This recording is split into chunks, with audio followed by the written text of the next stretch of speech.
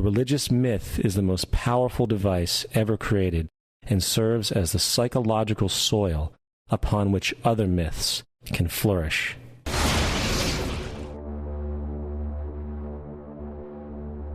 A myth is an idea that, while widely believed, is false. In a deeper sense, in the religious sense, a myth serves as an orienting and mobilizing story for a people. The focus is not on the story's relation to reality, but on its function. A story cannot function unless it is believed to be true in the community or the nation. It is not a matter of debate. If some people have the bad taste to raise the question of the truth of the sacred story, the keepers of the faith do not enter into debate with them. They ignore them or denounce them as blasphemers. It is wrong, blasphemous, and sinful for you to suggest, imply, or help other people come to the conclusion that the U.S. government killed 3,000 of its own citizens.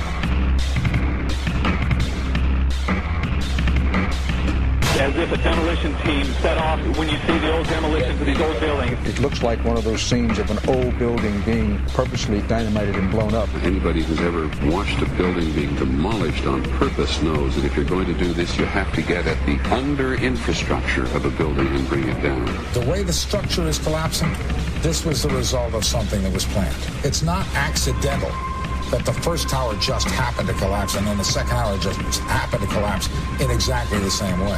How they accomplished this, we don't know. The building collapsed to dust.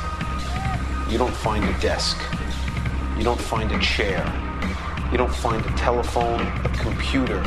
The biggest piece of a telephone I found was half of the keypad, and it was about this big. What happened to the concrete? The concrete was pulverized from river to river. There was dust, powder, 2-3 inches thick.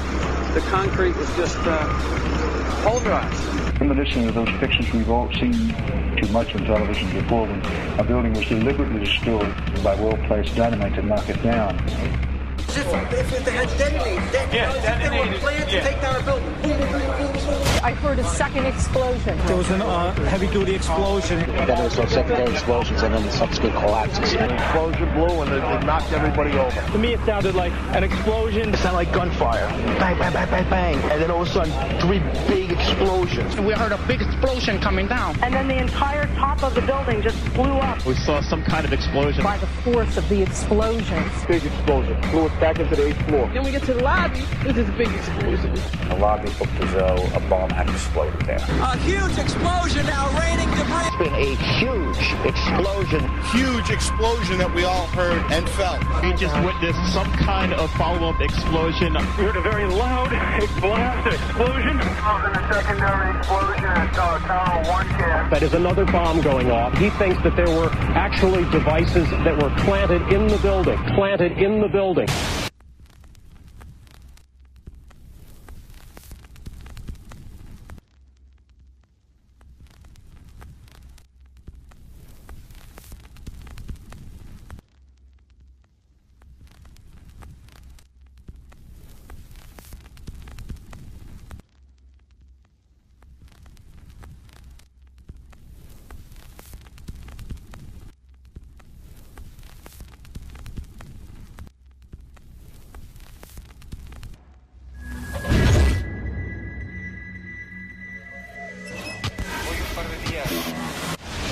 I don't think anybody could have predicted that they would try to use an airplane as a missile, a hijacked airplane as a missile. Nobody in our government, at least, and I don't think the prior government that could envision flying airplanes into buildings.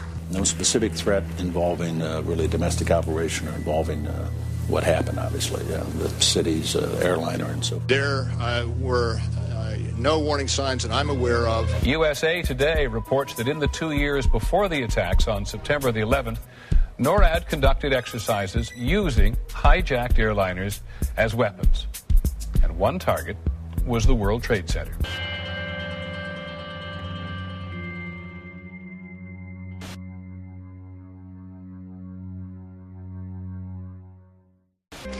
In confidential documents from the Philippines obtained by CNN, the plan was clear. He will board any American commercial aircraft, control its cockpit, and dive it at the CIA headquarters. Other buildings targeted the Pentagon and the World Trade Center. Security in counterterrorism was blinking red, in the words of George Tenet, that the warnings of an imminent attack were so severe that something dramatic should have been done. It was unparalleled. Instead, our president went on a month-long vacation.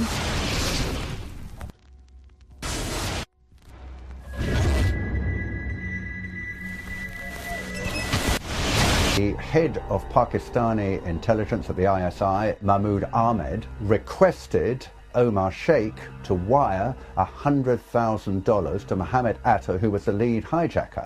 Hijacker Mohammed Atta received wire transfers via Pakistan. The man sending the money to Atta is believed to be Ahmed Umar Saeed Sheikh. Omar Sheikh admitted he was supported by the Pakistan government's intelligence service, the ISI.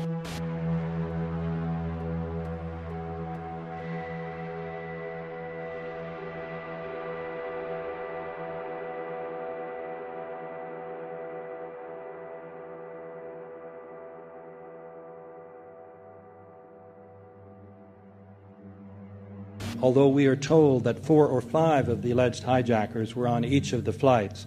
If so, their names should have been on the flight manifests.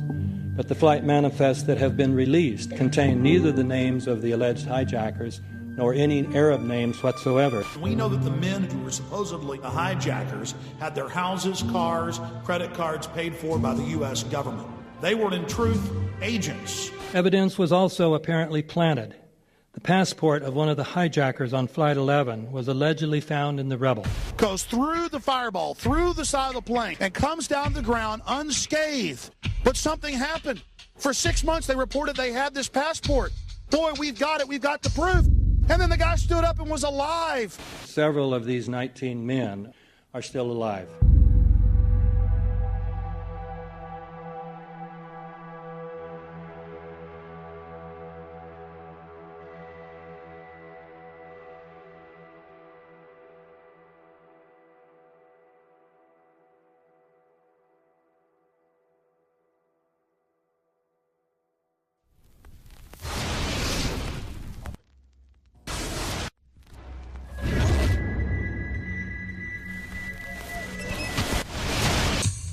Of course we're after Saddam Hussein, bin Laden. He's January 2001, the Bush administration orders the FBI and intelligence agencies to back off investigations involving the bin Laden family, including 2 of Osama bin Laden's relatives, who were living, guess where, in Falls Church, Virginia, right next to CIA headquarters. When he was already America's most wanted criminal, he reportedly spent 2 weeks in the American hospital in Dubai, was treated by an American doctor, and visited by the local CIA agent. We have not seen one piece of evidence that links Osama bin Laden directly to the planning stages of September 11th. This failure to provide proof was later said to be unnecessary because bin Laden, in a video allegedly found in Afghanistan, admitted responsibility for the attacks. This confession is now widely cited as proof. But the man in this video has darker skin, fuller cheeks, and a broader nose than the Osama bin Laden of all other videos. We again seem to have planted evidence. In 1976, Osama's older brother Salim bin Laden hired a man in Texas by the name of Jim Bath to handle all the investments in the United States for the bin Laden family. Jim Bath also happens to be a personal, almost lifelong friend and former Air National Guard pilot with George W. Bush. The connections between the Bushes and the bin Ladens become much more clear when George Herbert Walker Bush made trips to Saudi Arabia in 1998 and 2000 to meet with the bin Laden family on behalf of a company called the Carlyle Group.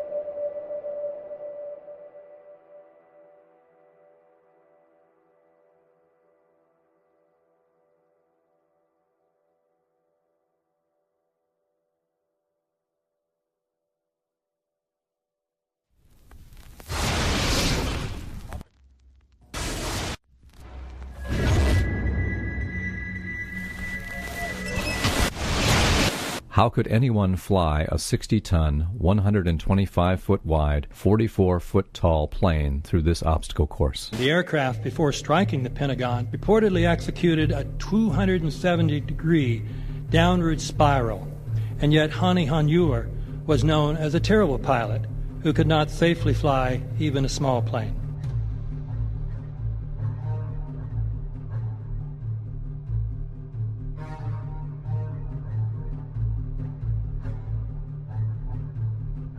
No seats, no luggage, no bodies.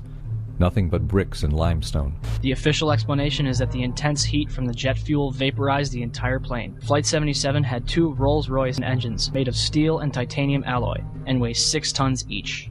It is scientifically impossible that 12 tons of steel and titanium was vaporized by jet fuel. We're also told that the bodies were able to be identified either by their fingerprints or by the DNA.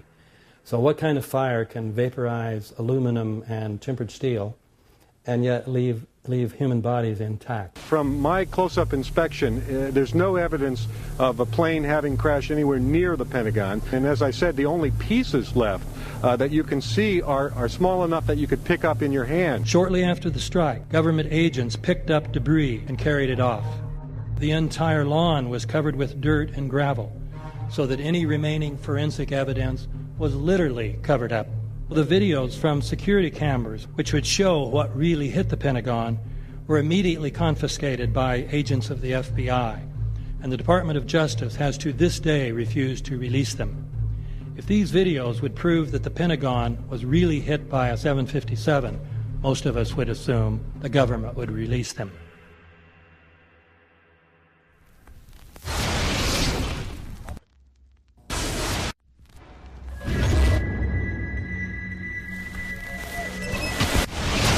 It looks like there's nothing there except for a hole in the ground. Basically, that's right. The only thing you could see from where we were was a big gouge in the earth and some broken trees. We could see some people walking around in the area, but from where we could see, there wasn't much left. Any large pieces of debris at all? No, there was nothing that you could distinguish that a plane had crashed there.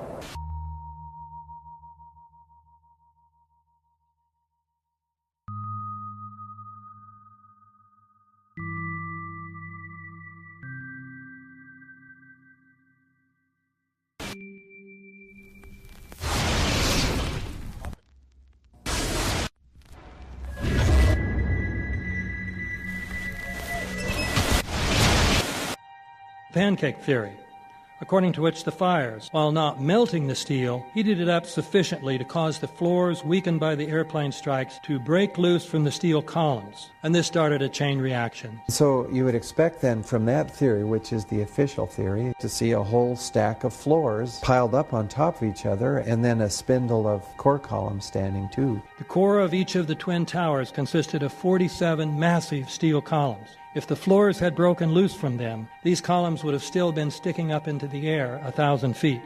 The plane did not cut all those core columns. We designed the buildings to take the impact of the Boeing 707 hitting the building at any location. The building probably could sustain multiple impacts of jetliners. That the plane flew straight into the building. Through him, right. Yeah. So you're saying that the building was actually designed to cope with a hole like that and still survive? Yeah, it was. If you had dropped, say, a billiard ball from the top of the World Trade Center, 110 floors up there, it would have taken 8 to 10 seconds to hit the ground, encountering no resistance whatsoever. The Twin Towers came down in nearly free-fall speed. 200,000 tons of steel shatters and explodes outwards over 500 feet. This means that floors shattered at an average rate of about 10 floors per second. There is no scenario for a pancake effect of buildings falling that allows them to fall at the rate of free fall. Now what can do that? What can move mass out of the way explosives.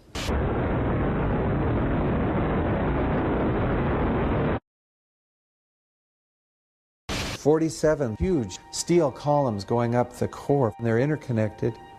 How do you get them to fail simultaneously so the core disappears? It looks like those core columns were cut." The way we do this is by cutting the beam at an angle.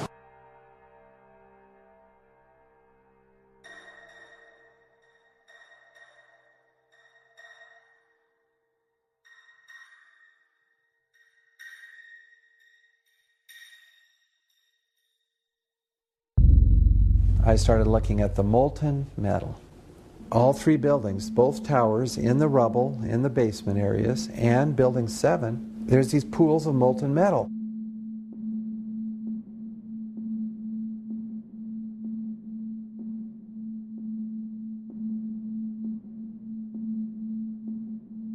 You'd get down below and you'd see molten steel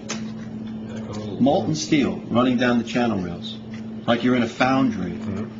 Like lava. The molten steel was found 3, 4, and 5 weeks later, when the rubble was being removed. He said that molten steel was also found underneath World Trade Center 7. So I'm looking through the official reports. What do they say about the molten metal? They say nothing. Now, wait a minute. This is important evidence. So where'd that come from? Thermite is so hot that it'll just cut through steel, through structural steel, for example, like a knife through butter. The products are molten iron and aluminum oxide, which goes off primarily as a dust. You know those enormous dust clouds? You can imagine when you assemble these chemicals on a large scale.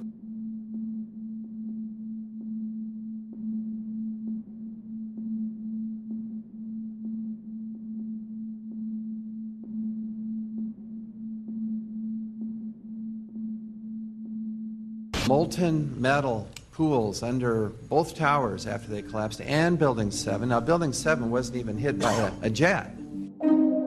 Part of the problem is that most people simply don't know much about Building 7 due to the extraordinary secrecy surrounding this collapse. And this was a 47-story skyscraper. This building fell at 5:25. It was not hit by a plane. This building had fires on only 2 or 3 floors. And it was brought down by what we know was a controlled demolition. Demolitions, they look just like that. You know, a kink in the middle, and then that building just comes straight down, almost at free fall speed. They first blow one of the central columns so the building falls in on itself. Building 7 had a classic crimp or wedge. Its central column was blown out first, so it didn't structurally damage buildings just a few feet away from it.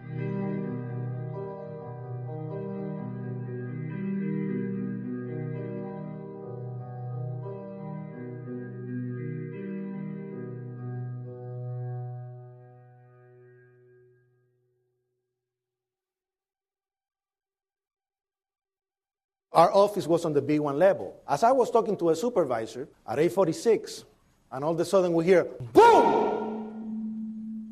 An explosion so hard that pushed us upwards. And it came from the basement between the B2 level and the B3 level. And when I went to verbalize, we hear, boom! The impact of the plane on the top.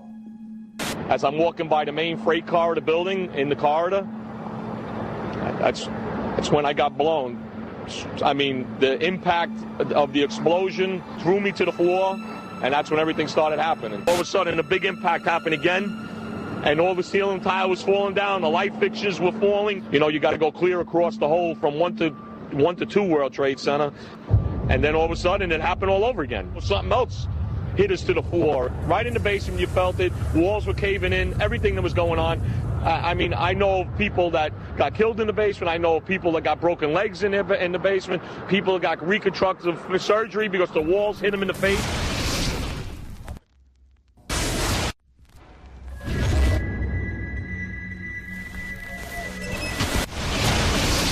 According to standard operating procedure, if an FAA flight controller notices anything that suggests a possible hijacking, the controller is to contact a superior. If the problem cannot be fixed within about a minute, the superior is to ask NORAD to North American Aerospace Command to send up or scramble jet fighters to find out what is going on. NORAD then issues the scramble order to the nearest Air Force base with fighters on alert. But although interceptions usually occur within 10 or so minutes, in this case, 80 or so minutes had elapsed before fighters were even airborne. It's a mind-bending anomaly.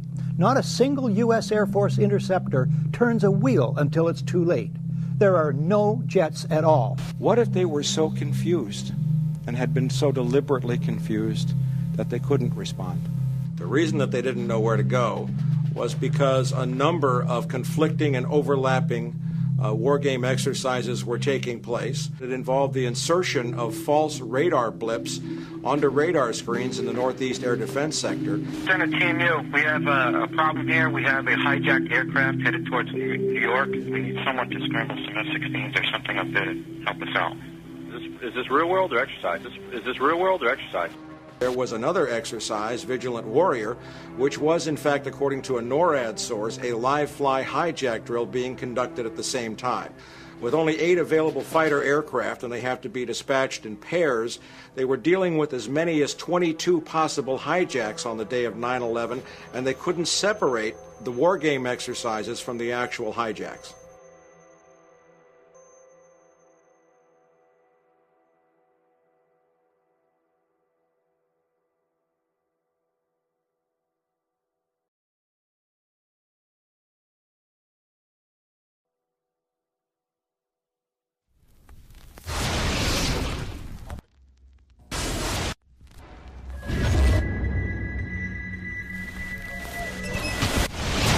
Page 172.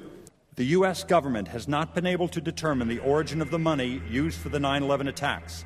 Ultimately, the question is of little practical significance. The American authorities have not managed to trace the source of the funding. And then the most amazingly disingenuous statement, ultimately, is it of little consequence. It is of massive consequence. Doesn't it matter who paid for 9/11? The collapse of Building 7 has been recognized as especially difficult to explain.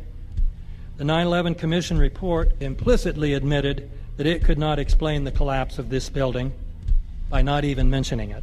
President, why are you and the Vice President insisting on appearing together before the 9/11 Commission? Because the 9/11 Commission wants to ask us questions. That's why we're meeting, and I look forward to meeting with them and answering their questions. Why you're appearing together rather than separately, which was their request? Because it's a good chance for both of us to answer questions that the 9/11 Commission is looking forward to asking us, and I'm looking forward to answering them. Let's see. Do you think they should be able to stand up and speak their own words? They should go under oath. They should be, yeah. In public.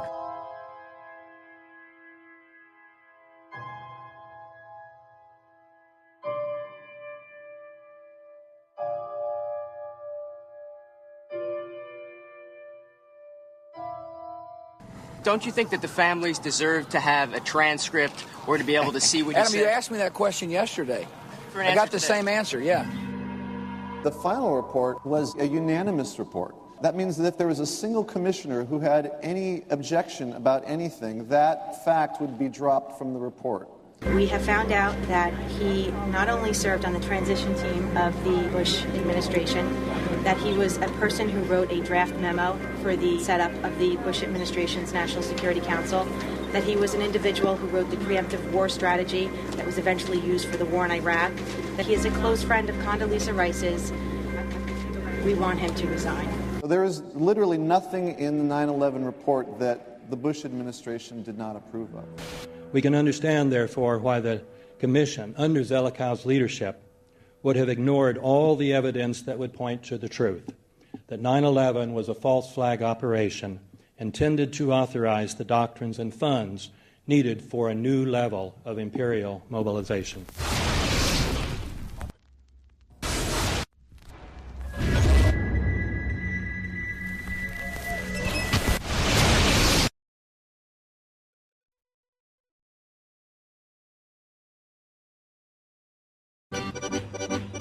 armed with knives, armed with chemical, biological, nuclear weapons. Fanatics, terrorists, September 11th. September 11th, killers, September 11th, terrorists of Al-Qaeda, terrorists, nuclear weapons, terrorists. 9/11, terror, terrorist, evil. September 11th, September 11th. The terrorists, war and danger. September 11th, terrorism, global terrorism, terrorism, terrorists, terrorists, terrorists, terrorists, terrorists, the terror, terrorists, terrorist, terrorism. September 11th, global terrorism, terrorist, terror, terrorism. September 11th, world terrorism, terrorist, terrorism. September 11th, global terrorism. September the 11th, terror, terror, terror, terror, terror. Weapons of mass destruction. September the 11th, September the 11th, terrorists, the evil terrorists, terrorists, terrorists, no. Terrorism. The words are hypnotically repeated. Terrorism, terrorist, terrorist threat, and of course, believed to be linked to Al-Qaeda. But it's the so-called war on terrorism that's in our faces practically 24/7 as the inescapable focus of our existence. One day, our grandchildren will look back on this time and ask, how was the war on terror won? The entire U.S. ruling class, ruling elite, comes to see terrorism as the preferred means, indeed the only means, to provide social cohesion, to provide an enemy image for the society to keep it together. According to neocon theory from Carl Schmitt, you have to have an enemy image in order to have a society. It's a very dangerous thing because now it means that the entire social order, the political parties, intellectual life, politics in general, all based on a monstrous myth. Monstrous myth.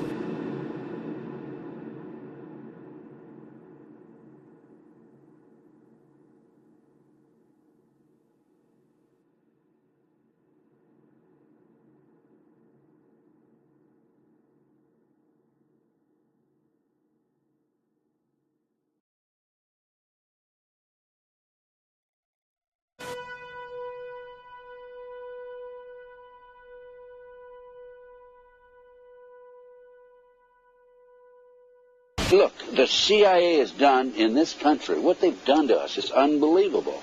Look at the terrorist acts that have occurred. The CIA behind most, if not all of them. We had the Marine Barracks. We had our embassy in Kenya. We had Pan Am 103. We had the USS Cole. We had Oklahoma City. We had the World Trade Center in 1993. That helped the terrorists blow up the World Trade Center the first time. They built the bomb. They got the driver's license.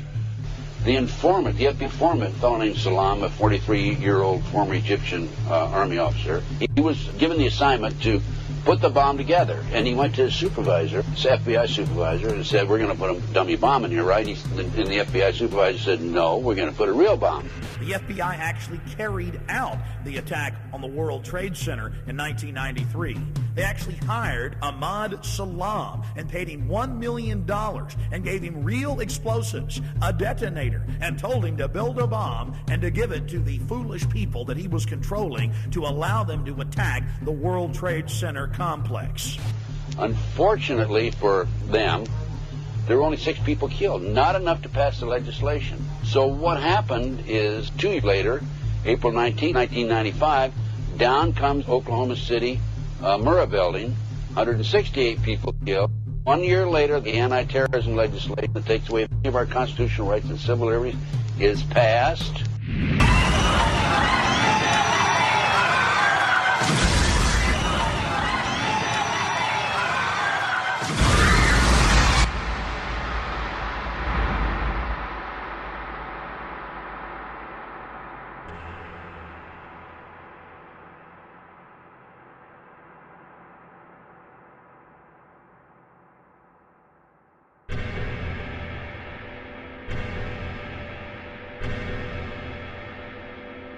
Because at 9:30 this morning, we were actually running an exercise for over a company of 1,000 people in London, based on simultaneous bombs going off precisely at the railway stations that happened this morning. So I still have the hairs on the back of my neck standing upright. To get this quite straight, you were running an exercise to see how you would cope with this, and it happened while you were running the exercise? Precisely.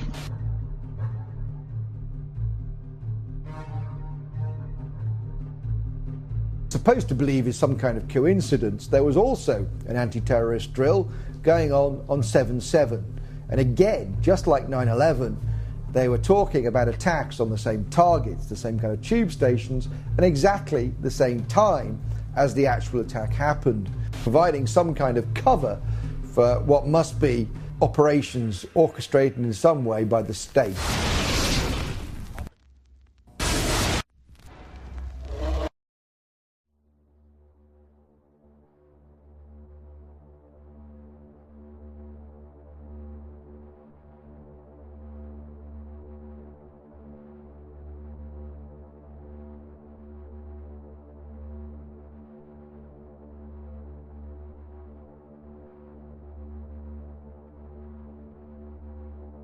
I am absolutely appalled at how much people in this country do not think. We are given to understand that, that an Arabic guy out there up in the mountains financed the most elaborate attack on this country. Do you think some people in a cave were able to have NORAD stand down? Do you think that people in a cave were able to have all of this happen? And when I think about how many Americans were killed in New York City, and believing as I do that this thing was a setup job, this is a textbook operation that Nazis used, and they've used it over and over again. America has been suckered in one more time. I don't have to tell you things are bad. Everybody knows things are bad. The dollar buys a nickel's worth. Banks are going bust. Shopkeepers keep a gun under the counter. Punks are running wild in the street, and there's nobody anywhere who seems to know what to do, and there's no end to it. We know the air is unfit to breathe, and our food is unfit to eat. We sit watching our TVs while some local newscaster tells us that today we had 15 homicides and 63 violent crimes, as if that's the way it's supposed to be. We know things are bad, worse than bad. They're crazy. It's like everything everywhere is going crazy, so we don't go out anymore. We sit in the house, and slowly the world we're living in is getting smaller, and all we say is, please, at least leave us alone in our living rooms. Let me have my toaster and my TV and my steel-belted radios, and I won't say anything. Just leave us alone. Well, I'm not going to leave you alone. I want you to get mad. I don't want you to protest. I don't want you to riot. I don't want you to write to your congressmen because I wouldn't know what to tell you to write. I don't know what to do about the depression and the inflation and the Russians and the crime in the street. All I know is that first, you've got to get mad. You've got to say, I'm a human being. God damn it. My life has value.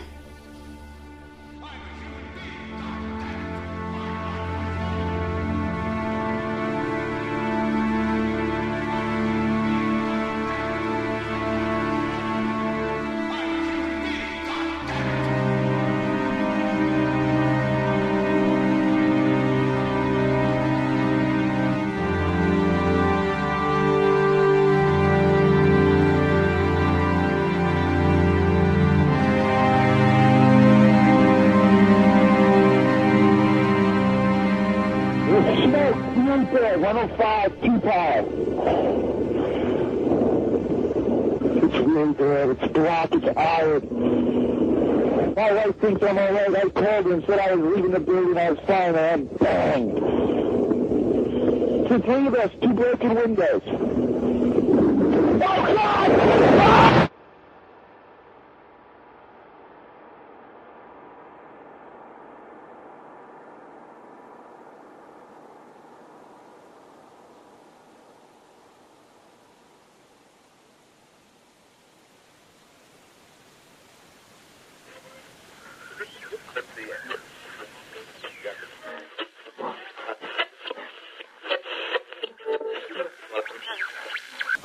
When hostilities commenced in Europe in 1939, it was realized that the American people had no intention of entering the war. But they believed that this country could be enticed into the war in very much the same way that it was enticed into the last one. They planned, first, to prepare the United States for foreign war under the guise of American defense. Second, to involve us in the war step by step without our realization. Third, to create a series of incidents which would force us into the actual conflict. These plans were, of course, to be covered and assisted by the full power of their propaganda. Our theaters soon became filled with plays portraying the glory of war. newsreels lost all semblance of objectivity, and they have used the war to justify the restriction of congressional power and the assumption of dictatorial procedures on the part of the President and his appointees. A fear campaign was inaugurated. We cannot allow the natural passions and prejudices of other peoples to lead our country to destruction.